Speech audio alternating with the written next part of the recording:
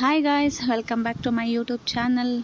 ಇವತ್ತು Sunday morning. So ಇವತ್ತು ಜಿಮ್ಗೆ ಹೋಗಿ ಫುಲ್ ಬಾಡಿ ಸ್ಟ್ರೆಚಸ್ ಮಾಡಿ ಇವತ್ತು ಡಿಟಾಕ್ಸ್ ಡೇ ಮಾಡೋಣ ಅಂತ ಅಂದ್ಕೊಂಡಿದ್ದ ತಕ್ಕಂಗೆ ಮಾಡಿದೆ. ಏನೋ ಒಂದು ರೇಂಜಿಗೆ ಮಾಡಿದ್ದೀನಿ.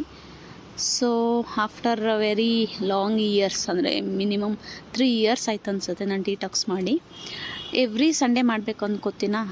ದ ಪ್ರಾಬ್ಲಮ್ ಈಸ್, ನಮ್ಮ ಪಿ ಜಿನಲ್ಲಿ ದೋಸೆ ಕೊಡ್ತಾರೆ, ಅದ್ರ ಜೊತೆ ಸಾಗು ಸಖತ್ತಾಗಿರುತ್ತೆ. ಅದಕ್ಕೆ ಡಿಟಾಕ್ಸ್ ಡೇ ಮಾಡೋಕ್ಕಾಗಿಲ್ಲ. ಸೊ ಡಿಟಾಕ್ಸ್ ಡೇ ಮಾಡಿದ್ದೀನಿ. ಫಸ್ಟ್ ಒಂದು ತೋರಿಸಿದ್ದು ಬೀಟ್ರೋಟ್ ಆ್ಯಂಡ್ ಕ್ಯಾರೆಟ್, ಇದು ಸೆಕೆಂಡ್ ಒಂದು ಬಂದು ಕುಕುಂಬರ್ ಮತ್ತು ಜಿಂಜರ್. ಇದೆಲ್ಲ ಕುಡಿದು ಥರ್ಡ್ ಡ್ರಿಂಕ್ ಅಂತೂ ವರ್ಸ್ಟ್. ಯಾಕಂದರೆ ವರ್ಸ್ಟ್ ಅಲ್ಲ, ಬಟ್ ತುಂಬ ಕಷ್ಟಕರವಾದಂತಹ ಡಿಟಾಕ್ಸ್ ಅಂತ ಅಂದರೆ ಡ್ರಿಂಕ್ ಅಂತ ಅಂದರೆ ಇದು ಹಾಗಲಕಾಯಿ.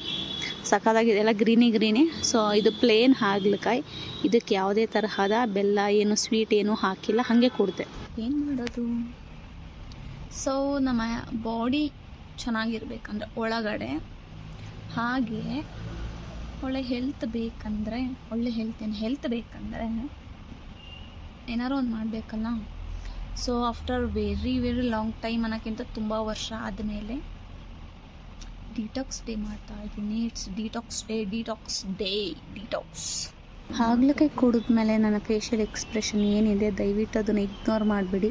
ಬಿಕಾಸ್ ಅದು ನಾನು ವೀಡಿಯೋಗೋಸ್ಕರ ಮಾಡಿದ್ದಲ್ಲ, ನಿಜವಾಗ್ಲೂ ಹಾಗೆ ಫೀಲ್ ಕೊಡ್ತು.